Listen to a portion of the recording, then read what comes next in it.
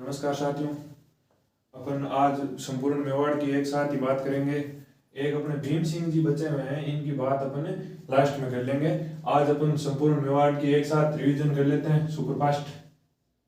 बप्पा राहुल से पहले देखो गोइल वंश का राज था। गोइल वंश का मतलब राजा गोय आदित्य, उससे इनकी शुरुआत होती है। वो आते हैं 566 ईस्वी के अंदर उन्होंने गोइल वंश की स्थापना की थी।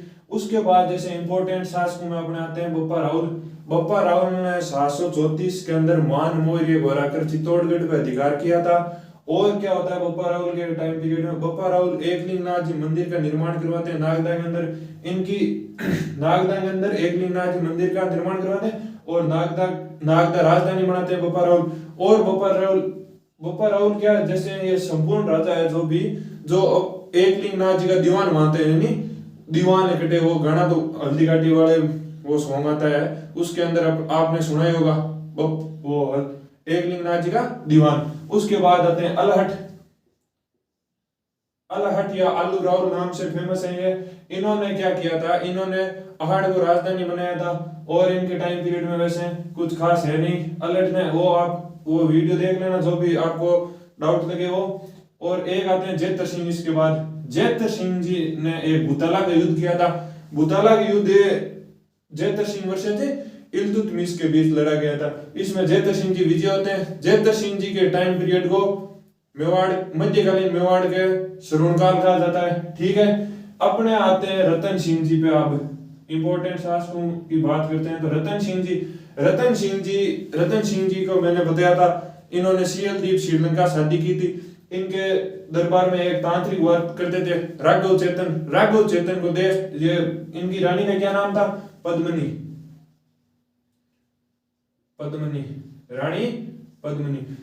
से शादी कर लेते हैं। सियल द्वीप श्रीलंका की राजकुमारी है। और इनके टाइम पीरियड में मेवाड़ का प्रथम शाखा होता है 1303 के अंदर। मेवाड़ का प्रथम शाखा होता है इनके टाइम पीरियड में। होता क्या है, अलाउद्दीन खिलजी को राघव चेतन जाके बताता है कि वहां मेवाड़ के अंदर ऐसी रानी है, इतनी सुंदर है, जिसको देखने से यहाँ से देखे तो उसके पानी नीचे गिरता हुआ दिखाई देता है, पानी पिए तो भी। राघव चेतन जाता है दिल्ली कौन होते हैं, अलाउद्दीन खिलजी जब यहाँ पे अटैक करते हैं तो इनके मुख्य सेनापति होते हैं गोरा बादल पद्मनी के वैसे चाचा होते हैं। उसके बाद जब शाखा हो जाता है, उसके बाद मुगल यहाँ पर अधिकार कर लेते हैं। खिज्र खां है अलाउद्दीन खिलजी का बेटा। खिज्र खां यहाँ अधिकार कर लेता है। खिज्र खां रहता है 1303 से 1313 10 साल के लिए ये राज करता है। उसके बाद ये मालदेव मुछ वाले राजा के नाम से फेमस है। मालदेव को यहाँ का शासक बना दिया जाता है। मालदेव को जैसे मालदेव है 1313 से लेके 1323 तक इनको राजा बना दिया जाता है। 1323 में मालदेव अपने पुत्र को यहाँ का राजा बना देते हैं।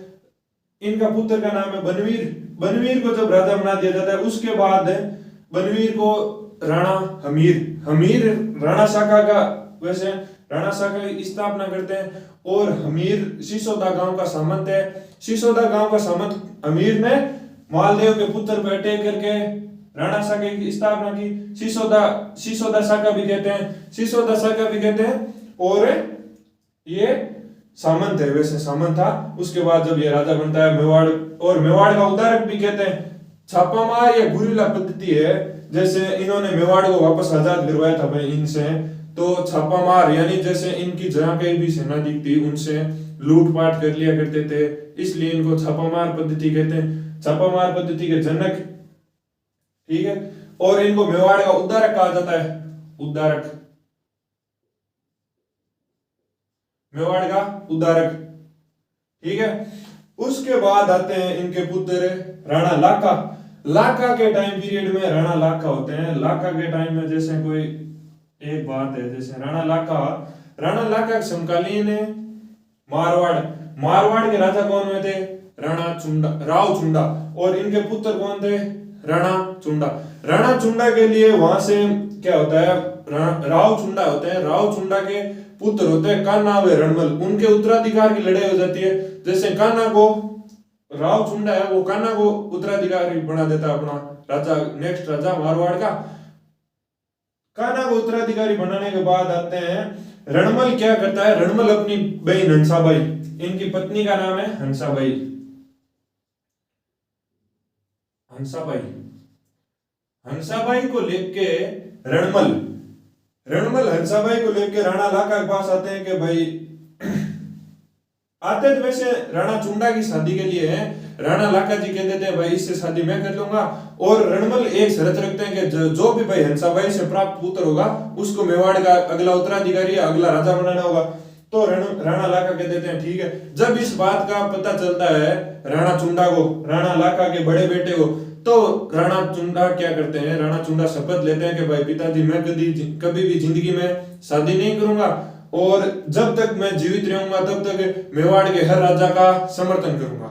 ये शपथ लेके वो कभी भी शादी नहीं करते हैं और ना ही कभी मेवाड़ के राजा बनते हैं। हंसाबाई के पुत्र हो गए मोक्कल। मोक्कल जब राजा बनते हैं तो मोक्कल आयु में छोटे होते हैं। मोक्कल आयु में छोटे थे तो इनका संरक्षक बना दिया जाता है, किसको, राणा चुंडा को, राणा चुंडा को संरक्षक बना दिया जाता है।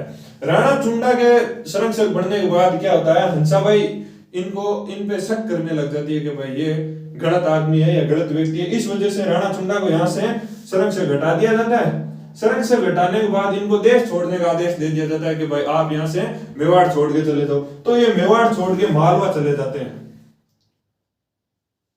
मालवा में चले जाते हैं और इनका संरक्षक बना दिया जाता है हंसाबाई के भाई रणमल को। नेक्स्ट संरक्षक हो गए, आयु में छोटे थे तो संरक्षक रणमल हो गए।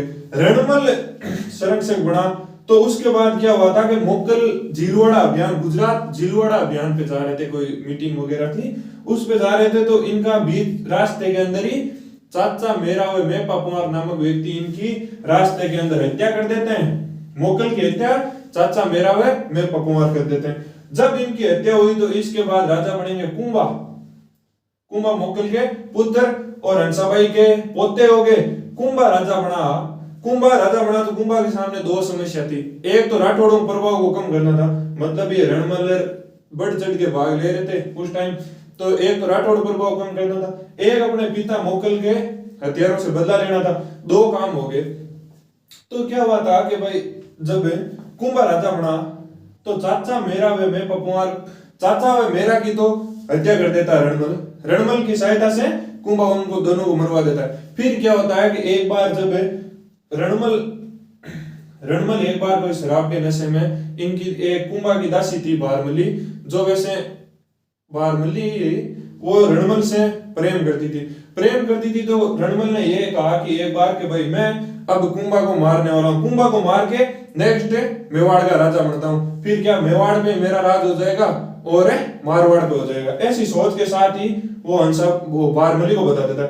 बारमली क्या करती है, आती है हंसाबाई के पास, हंसाबाई को आके बोलती है कि भाई आपका भाई ऐसा ऐसा बोल रहा है मेरे को कि भाई मैं कुंभा की हत्या कर दूंगा, कुंभा की हत्या करने के बाद मैं इसको मेवाड़ पे राज कर लूंगा और तू मर जाएगी मेरी रानी और मारवाड़ पे अपना राज हो जाएगा। हंसाबाई ने कहा ऐसा मेरा भाई कर तो सकता है। तो फिर हंसाबाई क्या करती है, हंसाबाई इनको वापस मालवा से वापस बुलाती है, संदेश करती है कि भाई चुंडा तू मेरा सगा बेटा तो नहीं है पर मैं तेरी सौतेली माँ हूं, तू एक काम कर वापस आ जा वहां से। तो चुंडा वहां से वापस आता है।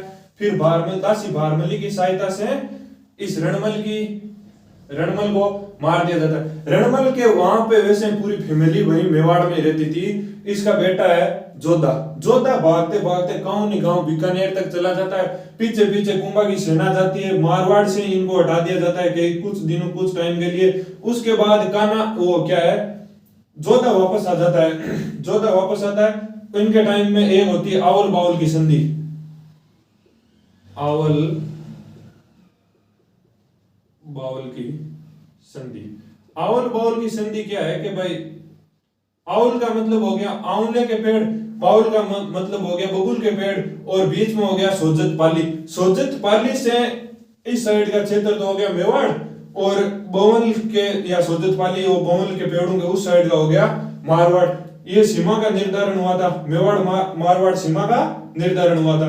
उसके संधि किन किन के बीच हुई थी? कुंभा और जोधा के बीच में। ठीक है, अब थोड़ी आगे बात कर लेते हैं कुंभा ने और क्या क्या करवाया था। कुंभा के एक होती है सारंगपुर की युद्ध। सारंगपुर का युद्ध किस किस के बीच होता है? सारंगपुर का युद्ध होता है, सारंगपुर का युद्ध 1437 के अंदर होता है। ये 1437 में मालवा शासक है मोहम्मद खिलजी। मोहम्मद खिलजी के पास वो मेहपा पंवार नाम का व्यक्ति था, वो उन्होंने खिलजी ने वो शरण दे दी थी। इस वजह से कुंभा कहता है कि भाई मेरे पिता के हथियारे हैं, आप इनको मेरे को सौंप दो। तो मोहम्मद खिलजी मना कर देते कि भाई मैं आपके पिता के हथियार जो मेरे शरण में आ गया मैं उनको नहीं छोड़ूंगा। तो जब क्या होता है, ये सारंगपुर नामक स्थान पर युद्ध होता है 1437 में, अपने कुंभा जी जीत जाते हैं। कुंभा ने इस जीत के उपलक्ष्य में विजय स्तंभ का निर्माण करवाया था। विजय स्तंभ के बारे में मैंने कुंभा के वीडियो में पूरा संपूर्ण डिटेल से बताया है। 124 फीट चौड़ा है, एक 9 मंजिला इमारत है। उसके अंदर तीसरी मंजिल पे अरबी भाषा में 9 बार अल्लाह शब्द लिखा हुआ है। 8वीं मंजिल पे कोई इमारत नहीं है। बिजली, आकाशीय बिजली गिरने से 9वीं मंजिल थोड़ी बहुत खंडित हो जाती है, उसका पुनर्निर्माण भी किया जाता है। उसके बाद देखो कुंभा जी की, कुंभा एक स्थापत्य कला में निपुण था। स्थापत्य जैसे ये साहित्य वगैरह बुकें लिखा करता था, संगीत गुरु, वो संगीत सार, संगीत रस, वैसे उन्होंने गोविंद गिरी की टीका भी लिखी थी। यानी जैसे मैंने उस टाइम बताया था कि जो भी किताबें थी संपूर्ण भारत में बड़े बड़ी जो इतिहास की जानकारी देती है, उन्होंने उसको संक्षिप्त रूप में लिखा था, उन्होंने टीका कहा था उन्होंने। ठीक है, और क्या होता है कुंभा की, जैसे कुंभा ने मेवाड़ में देखो 24 दुर्ग बने हुए हैं, 84 दुर्ग बने हुए हैं, जिनमें से 32 दुर्ग ओनली कुंभा बनवा देता है। 84 में से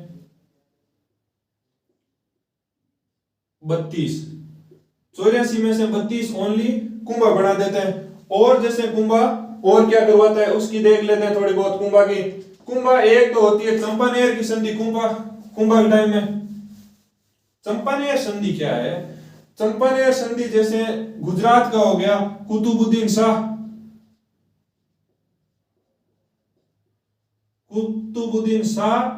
और मोहम्मद खिलजी।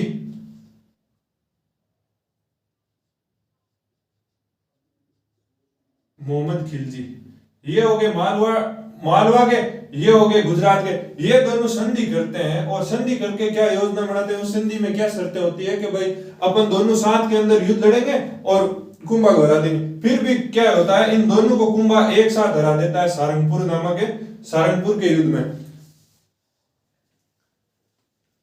सारंगपुर का युद्ध नहीं, बदनौर का युद्ध है। सारंगपुर का तो भी मैंने बताया दिया। सारंगपुर के युद्ध में ओनली फॉर वो मोहम्मद खिलजी को रहता था। मोहम्मद खिलजी को जब हरा दिया था तो मोहम्मद खिलजी वहां कुतुबुद्दीन शाह के साथ संधि कर लेते।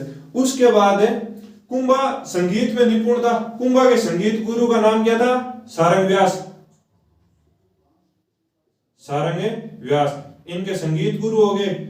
और जैसे ये वीणा बजाया करता था। वीणा मतलब जैसे वीणा बजाने में निपुण था। एक राजा होने के साथ साथ देखो ये संगीत में निपुण था। कविता लिखनी या कवि था, वैसे लेखक बढ़िया था, वैसे वाद्य यंत्र बढ़िया बजा लेता था, वीणा बजाया करता था। ये हो गया इनकी बात। और इनके जैसे 84 दुर्ग की बात, 84 में से 32 दुर्ग बनवाए थे, वो हो गया। ठीक है, उनमें कुंभलगढ़, अचलगढ़, बोमट, माचान दुर्ग वैसे इंपॉर्टेंट जो है, जो पूछ लिए जाते हैं कभी कभार परीक्षा में कि भाई कुंभलगढ़ दुर्ग का निर्माण कुंभा ने। कुंभलगढ़ के दुर्ग के ऊपर एक कटारगढ़ दुर्ग बना हुआ है जिसे मेवाड़ की तीसरी आंख कहा जाता है। उसके बाद आते हैं अपन रायमल पर। रायमल के टाइम में वैसे खास कोई है नहीं। एक रायमल के टाइम में एक गोसुंडी में बावड़ी का निर्माण करवाया था। उसमें मैंने बताया था कि इसके एक गोसुंडी बावड़ी दूसरी शताब्दी के अंदर भी अपने को मिलती है, जिससे मेवाड़ का अपना इतिहास लिखा हुआ मिलता है। गोसुंडी की होगी। उसके बाद इनके तीन पुत्र थे, तीन पुत्र हो गए, जैसे पृथ्वीराज, पृथ्वीराज जैसे उड़ना राजकुमार हो गया, उड़ना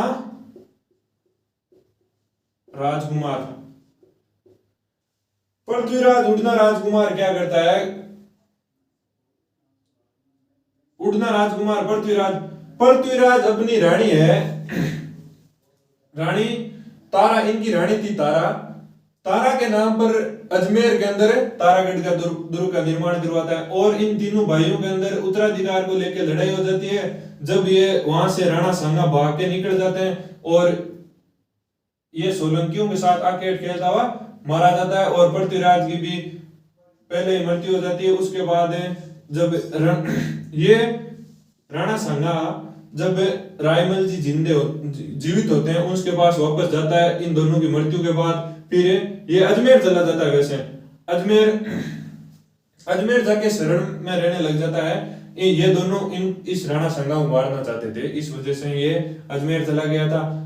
और जब अगला शासक वैसे इंपॉर्टेंट है अपने राणा सांगा, राणा सांगा अगले शासक बनेंगे।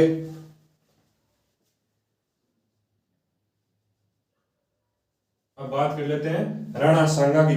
राणा सांगा का क्या है, जैसे राणा सांगा के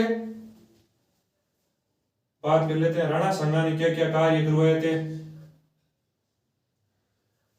राणा सांगा एक तो होता है इनके टाइम पीरियड में खानवा का युद्ध, खानवा का युद्ध, खानवा का युद्ध किन किन के बीच लड़ा गया था, खानवा का युद्ध राणा सांगा और बाबर के बीच लड़ा गया था। सांगा वर्सेस बाबर।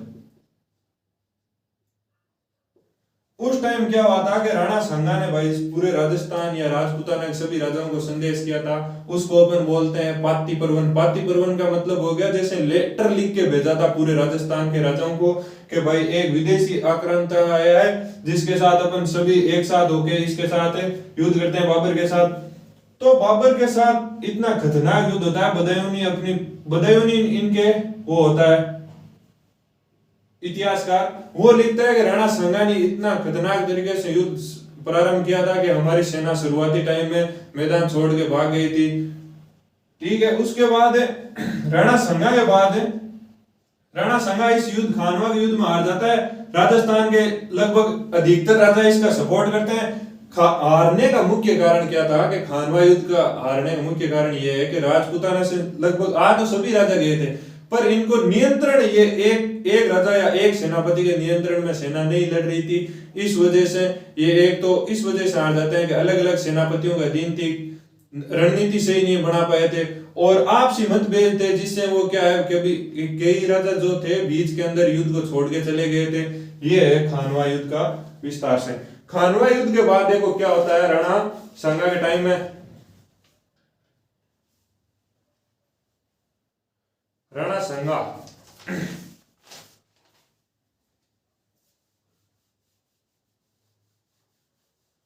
राणा सांगा के चार पुत्र माने जाते हैं। एक अपने वो भोजराज थे, भोजराज की मृत्यु पहले होगी।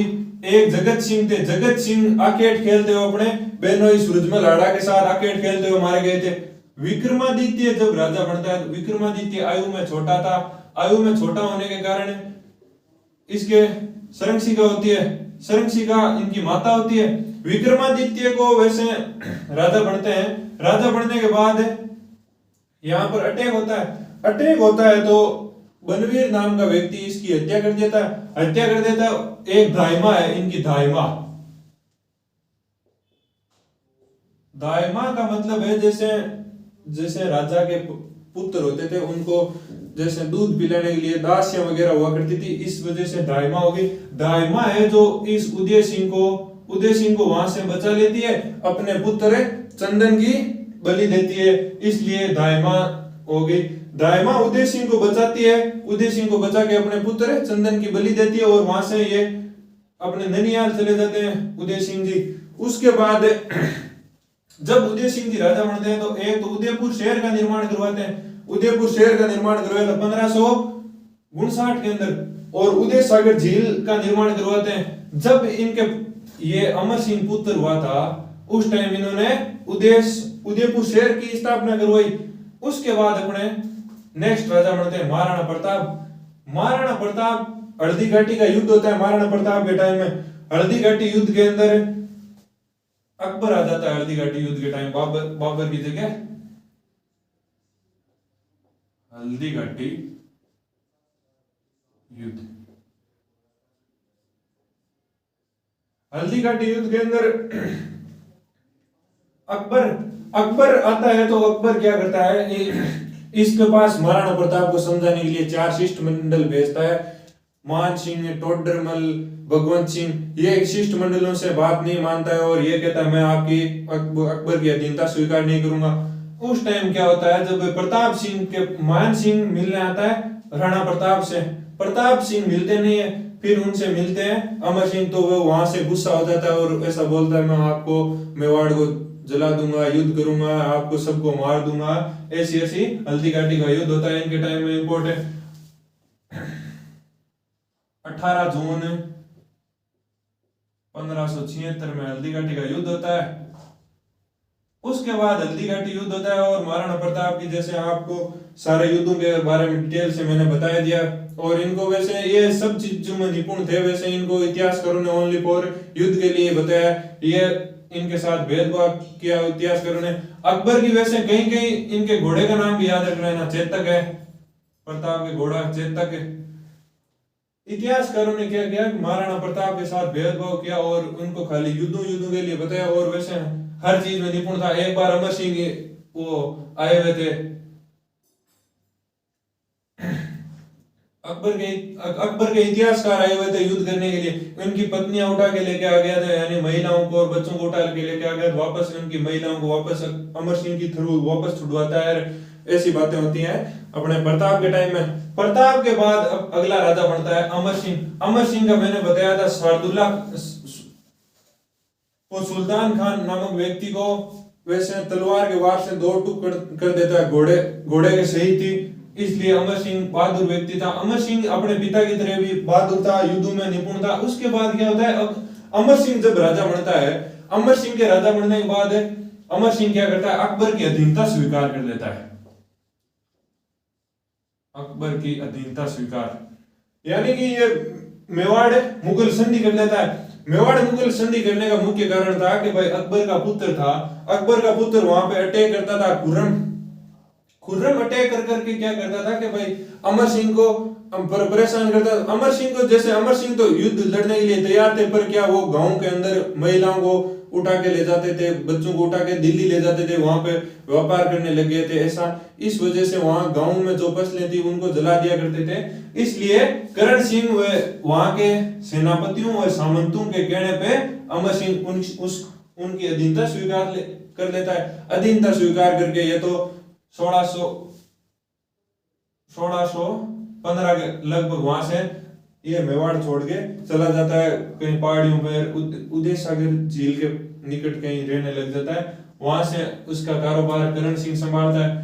ऐसा पूछ लिया जाता है कि भाई मेवाड़ मुगल संधि के अंदर पहला राजा या पहला राजकुमार कौन गया था दरबार के अंदर, तो करण सिंह गया था। उस संधि में क्या हुआ था कि अमर सिंह जी ने कहा था कि भाई मैं तो कभी दरबार के अंदर नहीं जाऊंगा, ना ही वैवाहिक स्थापित करूंगा कि भाई मुगलों के साथ जब भी संधि होती थी तो मुगल क्या करते थे, शादी कर लेते थे वहां।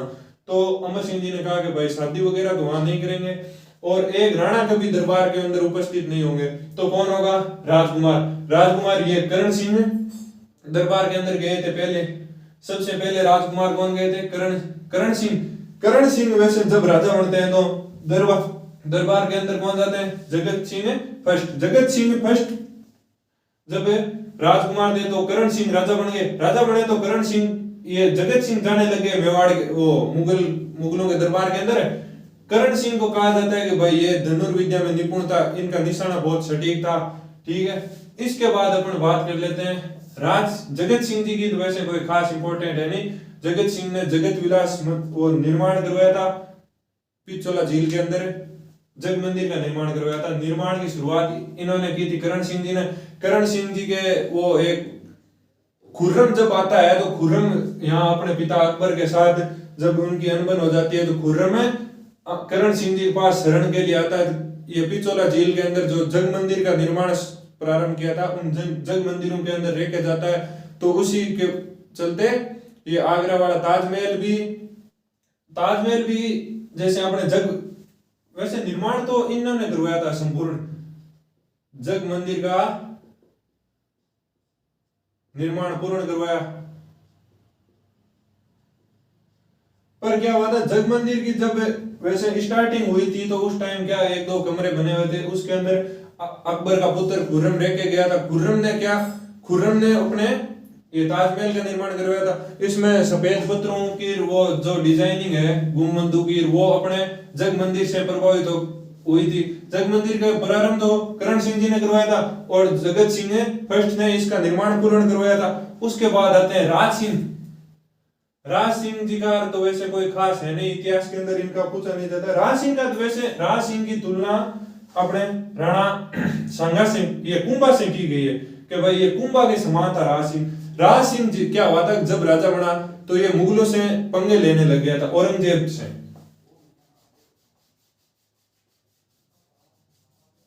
जब ये राजा बनता है राज सिंह तो मुगलों से पंगे लेता है कि जैसे चित्तौड़ उस संधि हुई थी ना अमर सिंह के टाइम, संधि में ये कहा गया कि भाई आप मेवाड़ का वो चित्तौड़ का पुनर्निर्माण नहीं करवा सकते, तो इन्होंने चित्तौड़ का पुनर्निर्माण करवाना प्रारंभ कर दिया था। इस वजह से वहां से थोड़ी संधि स्थगित हो गई थी। उसके बाद क्या होता है, एक अपने टिक्का दौड़ करवाते हैं औरंगजेब। वो जब अपने बहादुर शाह है,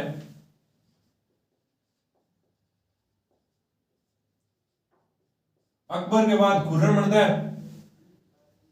खुर्रम का वैसे बहादुर शाह नाम रख लेता है, बहादुर शाह नहीं शाहजहां, सॉरी माफ करना, शाहजहां।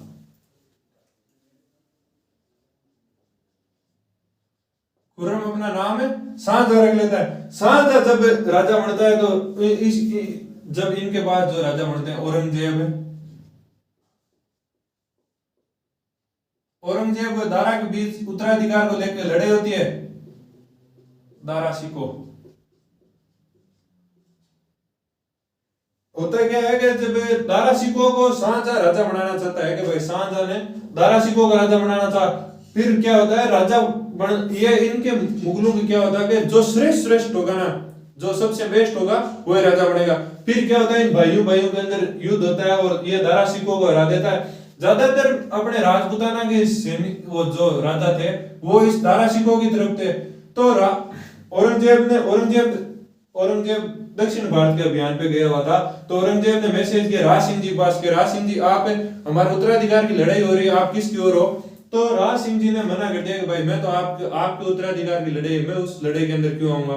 तो औरंगजेब ने कहा धन्यवाद, मैं ये नहीं कह रहा हूं कि आप मेरी तरफ से लड़ो, पर मैं ये कह रहा हूं आप भैया दारा सिको की तरफ से तो मत लड़ना। इससे क्या मेवाड़ क्या बहुत बड़ी जैसे सैनिक थी, इसमें जैसे ये डर रहे थे कि भाई मेवाड़ जिस तरफ आ गया ना, मेवाड़ जिस तरफ होगा इस युद्ध के अंदर वो मेवाड़ ऑब्वियसली जीतेंगे। तो राज सिंह जी ने वैसे बोला जाए तो औरंगजेब की मौन सहायता प्रदान कर दी थी कि भाई तो गए नहीं, इस वजह से औरंगजेब अगला राजा बनता है। औरंगजेब से ये चला के पंगे ले रहा था कि भाई हिंदुस्तान में जहां कहीं भी मंदिर तुड़वाए तो मेरे पास आ जाना, राज सिंह जी ये बात कहते थे। और जहां कहीं भी हिंदुस्तान की राजकुमारियों के साथ भाई गलत व्यवहार किया जाए या जबरदस्ती शादी की जाए वो हम नहीं करने देंगे और एक जजिया करने ही लगाने देंगे। इस वजह से क्या होता है कि औरंगजेब के एक बार ये मौन समर्थन किया था, उसके बाद ये कभी औरंगजेब का सपोर्ट नहीं करता है। औरंगजेब के हर नीति के अंदर खिलाफ था। जजिया कर का जैसे गैर मुस्लिम थे, जैसे मुसलमानों को छोड़ के जो भी जातियां थी उन पे जजिया कर लगा दिया जाता था, वो जजिया कर नहीं लगाने देंगे ये। और अजीत सिंह जसवंत सिंह का पुत्र है, मारवाड़ के जसवंत सिंह जी है, उनका पुत्र था अजीत सिंह। अजीत सिंह को राजा बनाने के लिए सपोर्ट किया था राज सिंह जी ने। फिर क्या होता है, राज सिंह और उस टाइम एक होती है मारवाड़ मेवाड़ संधि या राठौड़ सिसोदिया संधि होती है राज सिंह जी के टाइम में। राज सिंह जी के टाइम में इतना ही होता है, खास होता नहीं। उसके बाद आते हैं अमर सिंह जी द्वितीय। अमर सिंह जी द्वितीय के टाइम पीरियड में क्या हुआ था ये बातें आपने अब कर लेते हैं। अमर सिंह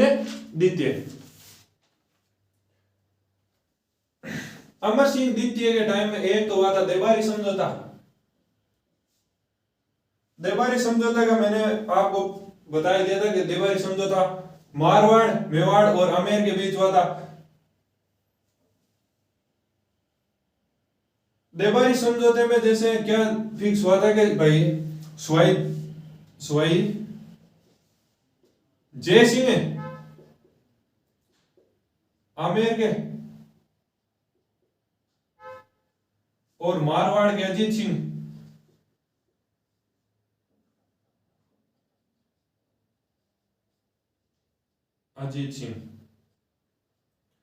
और अपने मेवाड़ के अमर सिंह द्वितीय, इनके बीच समझौता होता है। ये समझौता होता है कि भाई सवाई जय सिंह जी के साथ है अमर सिंह द्वितीय अपनी पुत्री की शादी करते हैं, शादी करके चंद्रा कुंवर की शादी इनके साथ कर दी जाती है और सवाई जय सिंह जी को यह कह दिया जाता है कि भाई आपसे जो अपनी चंद्रा कुंवर से जो भी प्राप्त पुत्र होगा उसको आमेर का नेक्स्ट राजा बनाना होगा, ये कह देते हैं ठीक है। उसके बाद ये समझौता होती है। उसके बाद अजीत सिंह को राजा बना दिया जाता है मारवाड़ का। इन दोनों को वैसे राजा बनाने के लिए ये हुआ था कि भाई औरंगजेब के बाद आता है इनका पुत्र शाहजहां नहीं बहादुर शाह फर्स्ट, बहादुर शाह फर्स्ट। जैसे क्या होता है औरंगजेब के दो पुत्र थे, आजम और मुआजम के बीच लड़ाई हुई थी।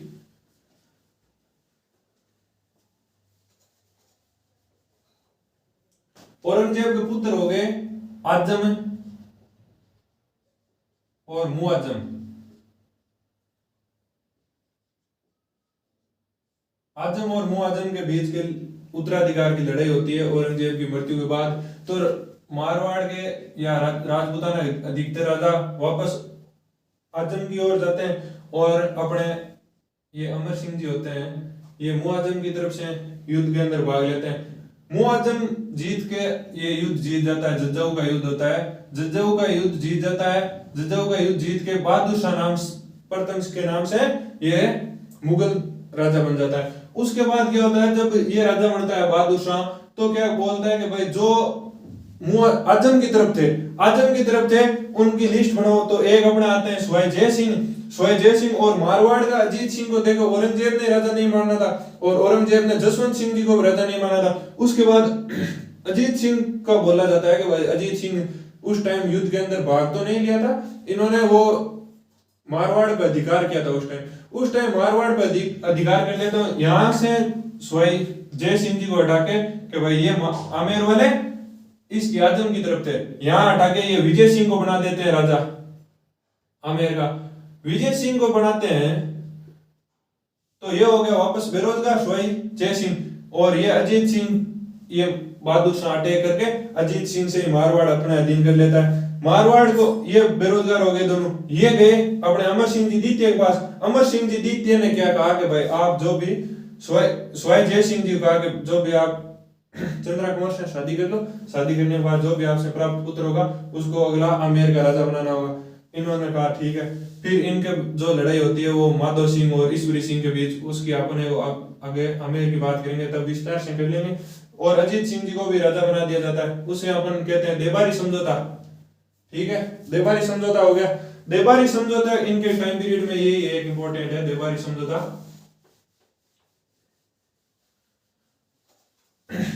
देबारी समझौता हो गया। उसके बाद आते हैं संग्राम सिंह द्वितीय जब राजा बनते हैं, संग्राम सिंह द्वितीय राजा बनते हैं तो वहां पे क्या होता है संग्राम सिंह द्वितीय के टाइम में 1711 के अंदर है, उस टाइम वो देबारी समझौता हुआ था, उससे ये इफेक्ट पड़ा था कि वहां अपने यहाँ मराठा आ गए थे 1711 के अंदर। मराठा आके 1711 के अंदर एक बार आए थे, वापस चले गए थे। वो एक टैक्स लिया करते थे, जैसे ये जजिया कर लेते मुगल, उसी टाइप से ये एक चौथ नाम से टैक्स लिया करते थे। जैसे 100 रुपए है तो 1/4 यानी 25 रुपए वो ले जाते थे मराठा। एक बार आए थे इनके टाइम पीरियड में। उसके बाद जब मराठाओं ने आक्रमण किया तो भाई सवाई जय सिंह थे आमेर वाले,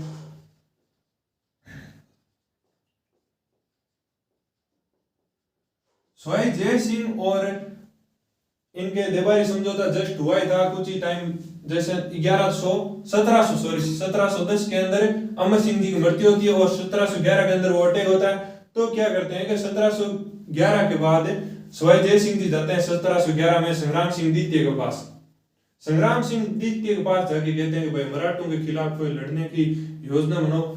तो योजना बनाते हैं, तो उस योजना को कहते हैं हुरडा सम्मेलन। हुरडा सम्मेलन कि भाई मराठा आ गए तो फिर वो आगे कुछ होगा ही नहीं। अभी तो मुगल अटैक कर रहे हैं या मुगल अपने ऊपर प्रेशर डाल रहे हैं। उसके बाद एक साइड से ये मालवा की तरफ से महाराष्ट्र, मुंबई महाराष्ट्र की थी वैसे मराठा, ये स्पेशली तो ये मालवा के पास पास वाले गांव थे, वहां आके अटैक करने लगे थे। तो ये हुरडा के सवाई जय सिंह जी जाते हैं संग्राम सिंह द्वितीय के पास। संग्राम सिंह द्वितीय जाके बोलते हैं कि भाई ऐसी ऐसी योजना बनाते हैं अपन दोनों। तो संग्राम सिंह जी कहते हैं कि भाई मैं क्या करूं। तो संग्राम सिंह जी सवाई जय सिंह बोलता है कि भाई मेरे बुलाने से तो देखो मारवाड़ के राजा एकत्रित होंगे नहीं। आप एक काम करो कि मारवाड़ के जो भी अपने राजपूताना के राजा है उनको आप एकत्रित कर लो और अपने मराठाओं के खिलाफ लड़ेंगे। ऐसा कहा जाता था। उस सम्मेलन में क्या हुआ था, जैसे ये जो राजपूताना से आए थे उनमें यह हुआ था जो एक का दुश्मन वो सबका दुश्मन, एक का दोस्त वो सबका दोस्त, ऐसी हुआ था। जैसे संग्राम सिंह जी के हो गए दुश्मन मराठा तो पूरे राजपूताना हो गए। उस सम्मेलन हुरडा सम्मेलन हुआ था, राजपूताना के अधिकतर राजा आए थे। फिर क्या हुआ था, वो जुलाई में सम्मेलन होना था। उस जुलाई से पहले ही संग्राम सिंह जी द्वितीय की मृत्यु हो जाती है। 17 जुलाई 1734 को होता है। 17 जुलाई 1734 को जब ये सम्मेलन होता है, उससे पहले ही संग्राम सिंह द्वितीय की मृत्यु हो जाती है। संग्राम सिंह द्वितीय की जब मृत्यु हुई तो उसके बाद ये हुरडा सम्मेलन तो हुआ था, राजपूताना के अधिकतर राजा एकत्रित हुए थे। उसके अंदर ये प्रण लिया गया कि भाई अभी तो वर्षा ऋतु है, उसके बाद जब भी वर्षा ऋतु रुक जाएगी उसके बाद अपन युद्ध करेंगे। उस युद्ध के अंदर ज्यादातर ने भाग तो लिया नहीं था। यो सम्मेलन हुआ था वो जगत सिंह द्वितीय के टाइम हुआ था। जगत सिंह उसके अध्यक्ष हुए थे, हुरडा सम्मेलन के अध्यक्ष, कि भाई इनके पिता मर गए, मृत्यु हो गई तो ये अध्यक्ष राजा बनेंगे जगत सिंह द्वितीय। उस सम्मेलन के अध्यक्ष में जैसे थोड़ी बहुत लड़ाई हुई थी वो मैंने आपको बताई दी थी कि भाई अभय सिंह मारवाड़ का अजीत सिंह पिता को मार के जब वो राजा बनता है, अभय सिंह को अध्यक्ष बनना चाहता है और सवाई जय सिंह आमेर वाला अध्यक्ष बनना चाहता है। ये दोनों लड़ाई हुई थी। तो वहां एक कोई बैठा तो उसने कहा आप दोनों ही रहने दो और अध्यक्ष से जगत सिंह द्वितीय बन जाता है। उसके बाद अपने एक राजस्थान में मैंने कहा था, ये लास्ट में बता दूंगा, एक भीम सिंह बचे हुए, जगत सिंह द्वितीय तक हो गए। भीम सिंह जी के टाइम पीरियड की बात कर लेते हैं। इनके टाइम में एक ही कहानी हुई थी, कृष्णा कुमारी विवाद हुआ था।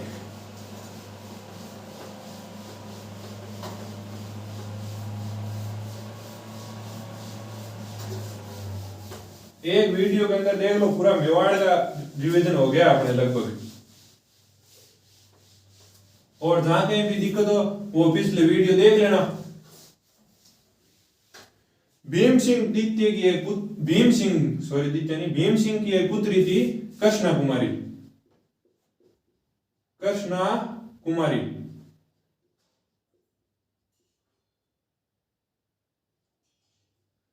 कुमारी क्या होते हैं, सगाई कर देते हैं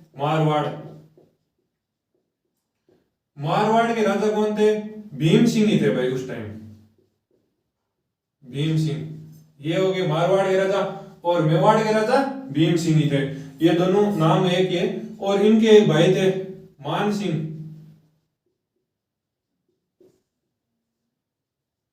और उसी टाइम में अपने आमेर के राजा थे जगत सिंह द्वितीय।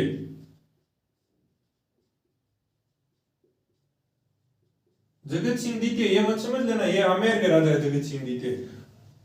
क्या होता है, कृष्णा कुमारी की सगाई यहां कर दी जाती है। सगाई फर्स्ट कह दो इसको और सगाई द्वितीय यहां कह दो, क्यों कंफ्यूज नहीं हो जाए इसलिए। भाई कृष्णा कुमारी की सगाई कर दी थी भीम सिंह जी के साथ, मारवाड़ वाले भीम सिंह जी के साथ सगाई कर दी जाती है। सगाई करने के बाद क्या होता है, शादी से पहले इनकी हो जाती है मृत्यु हो गई। इनकी मृत्यु हो गई तो भाई भीम सिंह जी मेवाड़ वाले भीम सिंह जी ने सोचा कि भाई अपनी राजकुमारी की वहां सगाई की थी, मृत्यु हो गई, अब कहीं दूसरी जगह देखे। तो अपने बड़ी रियासत थी तो आमेर जगत सिंह द्वितीय के साथ सगाई करने की बात करते हैं या लगभग सगाई कर दी जाती है।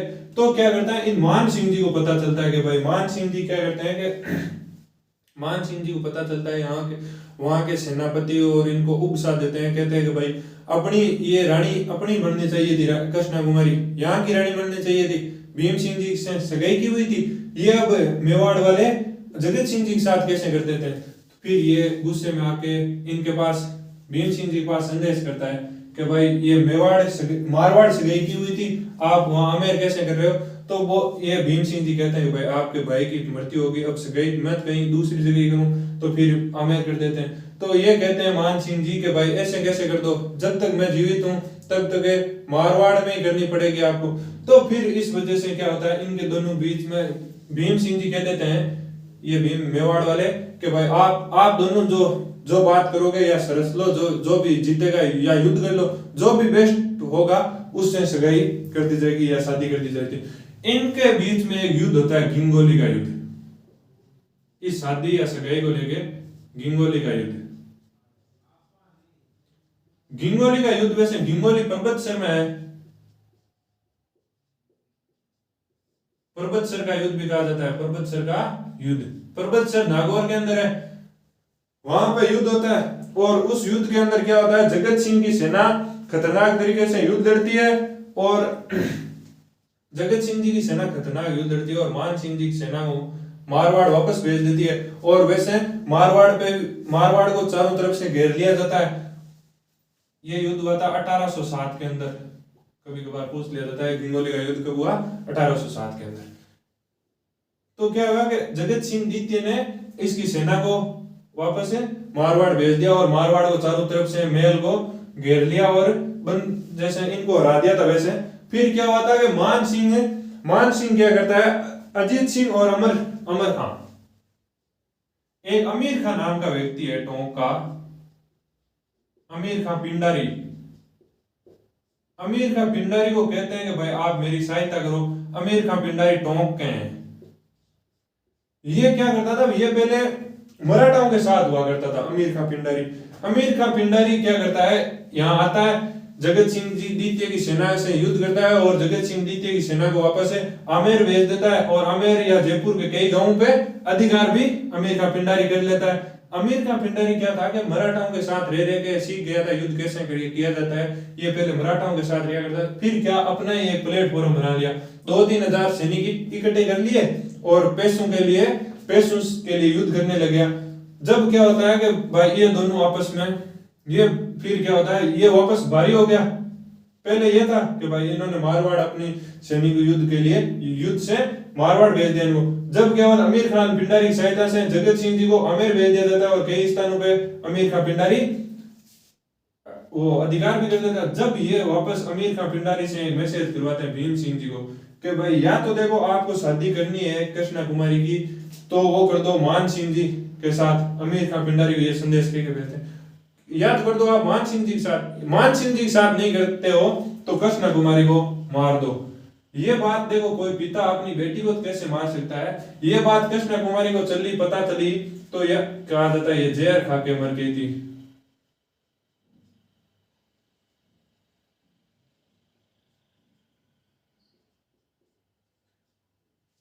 या फिर ऐसा कहा जाता है एक अजीत सिंह चुंडावत नाम का व्यक्ति था, ये मेवाड़ गए अजीत सिंह चुंडावत। कहीं पे ऐसा लिखा हुआ मिलता है कि भाई अमीर खान पिंडारी और अजीत सिंह चुंडावत ने कृष्ण कुमारी को जहर दे दिया था। भीम सिंह जी को दबाव डाल के ऐसे करके कृष्ण कुमारी को मार दिया जाता है। कृष्ण कुमारी को मारने के बाद क्या होता है, अजीत सिंह जी भी वैसे कहा जाता है कालांतर के अंदर एक राजकुमारी की हत्या के चलते वो भी होता है कि ये पागल हो जाते हैं। वैसे इनकी भी पत्नी मर जाती है और ये वापस दर उधर भटकने लग जाते हैं, वैसे पागल हो जाते हैं ये भी। और अब एक भीम सिंह जी का एक और है, ये अंग्रेज इस वजह से मराठा वे ये वापस क्या है, दोनों दोस्त बन जाते हैं उसकी मृत्यु के बाद। इन दोनों से परेशान होके मराठा वे मान सिंह वे मेवाड़ वे आमेर के मारवाड़ वे आमेर की फ्रेंडशिप से ये परेशान हो जाते हैं और उसके बाद अंग्रेजों से संधि कर लेते हैं। मराठा हुए उनसे परेशान हो गए, अंग्रेजों से संधि कर लेते हैं, अंग्रेजों से संधि कर लेते हैं।